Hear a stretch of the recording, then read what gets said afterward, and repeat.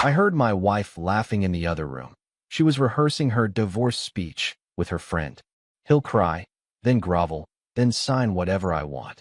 So I filed first and served her at her office potluck. Hey there. We're working hard to hit our first 1,000 subscribers. If you love true, emotional stories, hit that subscribe button. It helps more than you know. Now let's get into the story. He'll cry, then grovel, then sign whatever I want. I didn't even mean to eavesdrop. I was just walking down the hallway with a load of laundry when I heard laughter coming from the home office. My wife Samantha never laughed like that around me anymore. Not in months. So yeah, I paused. Just for a second. Just enough to hear the words that would change everything I thought I knew about my marriage. It wasn't the kind of laugh you share after watching something funny. It was sharp, cruel, the kind that comes after saying something twisted and knowing someone else agrees with you. Samantha was on speakerphone. I recognized the voice of her best friend, Lindsay, the same friend who never really liked me, the one who once said I looked like a guy who'd be loyal forever because no one else would want him. Then I heard Samantha say it, word for word. It's all lining up. I'll wait for the April bonus, then file. He'll cry, then grovel, then sign whatever I want. Men like him always do. They're too scared to be alone. I just stood there, frozen, laundry in hand. For a second, I honestly thought I misheard. But then they both laughed again, longer this time. And I knew I hadn't imagined it. I didn't confront her. I didn't slam the door open. I just turned around, walked back into the bedroom, and shut the door as quietly as I could. My heart was racing. My hands were shaking. I've never been the kind of guy who yells or makes scenes. I was raised to keep things calm, collected. But this was something else. It wasn't just betrayal, it was strategy. She was planning this. With bullet points. I sat on the edge of the bed for a while, staring at the wall, thinking, replaying it over and over again. What did she mean? It's all lining up. Why wait until April? What else didn't I know? I didn't sleep that night. She came to bed around midnight, acting like nothing had happened, kissed me on the cheek, turned off the lamp, and rolled over. Meanwhile, I lay there wide awake next to a woman who had already emotionally left me months ago, who was waiting for a payout, who thought I'd just collapse when she finally pulled the trigger. That night, something in me flipped. I wasn't going to sit and wait to be discarded. If she wanted a game, I'd play it. But on my terms. Here's the thing about Samantha. She's always been a planner. When we first started dating, I used to love that about her. She had schedules for everything, vacations, birthdays, even laundry days. But now I was starting to wonder if she had been planning me, too. Looking back, the signs were there. I just didn't want to see them. The constant overtime. The last-minute girls' nights. The way she suddenly started keeping her phone upside down on the table. She said it was because notifications were distracting. The subtle digs. You're too nice sometimes. Too easy. You'd never survive dating now. The weird new boundaries she set, like not touching her laptop or asking about her meetings. I chalked it up to stress. She worked in finance. Lots of deadlines. Long hours. But now, I realized it wasn't stress. It was strategy. The next morning, I got up early. Earlier than usual. She was still asleep. I stood there for a second, just watching her. It's wild how quickly your view of someone can shift. Just 12 hours earlier, I would have sworn I loved her more than anything. And now, I felt nothing. Not even hate. Just distance. She had planned to blindside me. So I started planning something of my own. You ever look back and realize you were the only one trying? That you were basically carrying something that already died a while ago, and no one bothered to tell you? That's what the next few days felt like. After I heard Samantha's little divorce speech rehearsal, I started looking at everything differently. And honestly, the pieces fell together way too easily. It was like I'd been walking through a house filled with cracks, but I convinced myself it was just old paint. She was pulling away months ago, maybe even a year. And not in a we're growing apart way. No, this was more tactical. Cold. Measured. I started to replay old moments in my head, almost obsessively. Conversations that didn't seem weird at the time suddenly looked like red flags with sirens blaring. There was the time she told me not to buy her a birthday gift, said she just wanted space and time alone to relax. I respected that. I thought it was sweet that she just wanted peace. Turns out she booked a spa weekend out of town, one she paid for using our joint credit card. And I only recently realized there were 2 plane tickets. She told me her phone broke one weekend, and she couldn't respond to any of my texts. But her Insta story was full of cute wine bar pics. None of me, of course. Just the classic cheese board and legs angle. Then there were the financial changes. She suggested combining our bank accounts for easier tax reporting. I thought, great, trust and transparency. But soon after that, money started disappearing. Small amounts at first, $300 here, $600 there. I'd ask and she'd brush it off like, oh, just bills. Subscription stuff. Annual renewals. I didn't want to be that guy, the one who micromanages his wife's purchases. So I let it slide. But after hearing what I heard that night, I couldn't unhear it. I couldn't sit still. So I started digging. And I mean really digging. One morning while she was in the shower, I grabbed her laptop. We both knew each other's passwords. At least I thought we did. Hers had changed. She told me it was for security reasons, some IT policy at work. Sure. So I waited.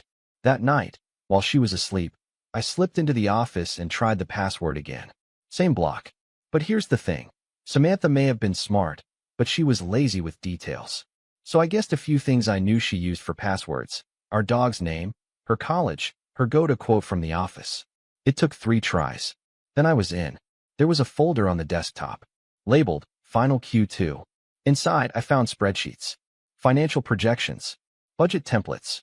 Most of it looked work-related until I scrolled down. Then I saw a document called Plan B.pdf. And that's when it hit me. It wasn't just a backup. It was the plan. Inside the PDF were things like a breakdown of our shared assets, a timeline labeled before bonus/after bonus, notes like file after April, maximize year-end payout, a list of things to claim sole ownership of, including a car I bought, even a pre-written email draft to her attorney, saved under ready to send when needed. She was prepping a clean exit, one that left me broke, confused, and, if I hadn't overheard her, completely blindsided. And maybe the worst part? There was a note near the bottom that said, he won't fight. He never does. Just wait him out. That hit me harder than anything. She didn't just plan on leaving. She counted on me being too weak to stop her. That's when the switch really flipped. I wasn't going to cry. I wasn't going to grovel. I was going to beat her to it. The next few weeks turned into a kind of quiet war. A silent chess match, except only one of us knew it had started. Samantha still thought I was in the dark. She was smiling more, acting relaxed, coming home early some nights, offering to cook, even asked if I wanted to start planning a vacation for summer. I nodded, played along, kissed her goodnight, told her I loved her. I felt like I was living with a stranger in my own house. But behind the scenes, I was building a case. First step, I started making digital copies of everything. Bank statements, tax returns, car titles, investment records. Every paper she thought I didn't care about, I scanned and emailed to myself under a fake Gmail I created just for this mess. I also ordered a backup credit report, which, surprise, listed 2 store credit cards I'd never seen before. One was registered to a P.O. box 2 cities over. And yes, it had a balance. So while Samantha thought I was watching Netflix and half-dozing on the couch at night, I was scrolling through statements and noting every weird purchase, every cash withdrawal, every hotel charge that didn't align with any work trips she'd mentioned. Second step, I hired a private investigator. I felt ridiculous doing it, like something out of a cheap daytime soap. But my gut told me there was more. The PI was an older guy named Rick, ex-cop, quiet, efficient. I told him what I suspected and handed over the details. All I said was, I think my wife's trying to pull something big. I need to know how deep it goes. He asked me to give him 2 weeks. I gave him 3. In the meantime, I kept playing the role. Samantha was ramping up the act. She started complimenting me out of nowhere. You've been working out? Dinner was amazing tonight. That kind of thing. She even initiated, well, you know, which honestly made my stomach turn. It felt like I was sleeping next to a trap. But I played the role, smiled, said all the right things. If she suspected anything, she never showed it. And then came the report. Rick called me one afternoon and said, you're going to want to sit down. He wasn't kidding. The photos he sent looked like a punch to the chest. Samantha, with a guy I'd never seen before. Tall, clean cut, typical finance bro kissing her in a hotel lobby, holding hands in a cafe, getting into a car together late at night. His name? Landon. Rick tracked him down. They worked together, not in the same department, but close enough to bump into each other at company events. According to the hotel's digital logs, They'd checked in together 4 times in the past 2 months. Always a weekend. Always under his name. I found out later that he was divorced, and very much interested in moving in with Samantha once she finalized things. But here's what made my blood run cold. Rick found a video. Security footage from the hotel bar. Samantha and Landon sitting together, laughing. And then I saw her mouth the words. He's just a placeholder. Landon, you're the future. A placeholder. After everything. Years of support. Helping her through her career change. Covering for her when she lost her job in 2020. Sticking through family drama. Paying off her car loan. I was the placeholder. I didn't rage. I didn't cry. I didn't punch a wall or throw things. I just felt something inside me go still. Like a light switch flipping to off. And right then, I knew what I had to do. I wasn't going to just leave. I was going to end it my way. Here's the thing about being underestimated. It gives you room to move. Samantha thought I was predictable. She thought I'd break down, beg her to stay, make her feel powerful. That I'd be too confused or too hurt to think clearly. And maybe if I hadn't heard her speech that night, I would have been. But once I saw the whole game board, I stopped playing defense. Now I was planning something she didn't expect, to be served first. The day after Rick sent me everything, I met with a divorce attorney. Her name was Marla. Sharp, direct, didn't sugarcoat anything. I told her everything, Samantha's plan, the Plan B file, the financial transfers, the affair. She listened quietly and said something I'll never forget. If she's planning a clean exit, beat her to it. Control the narrative. Don't react, act. We drafted everything in one sitting. Marla helped me gather documents, freeze joint spending, and file early. Legally, there was nothing stopping me, especially with the proof of infidelity and financial deceit. We pulled credit records, old emails, tax trails. She found loopholes Samantha had missed. We even calculated the bonuses she was waiting to receive and how they could be locked in during the proceedings if I filed first. By the time Samantha would even think about getting to a lawyer, I'd already be halfway through the process. And the best part? We added everything we found into a sealed packet. Evidence, timelines, emails, even the transcript Rick helped piece together from the hotel footage. The next move was timing.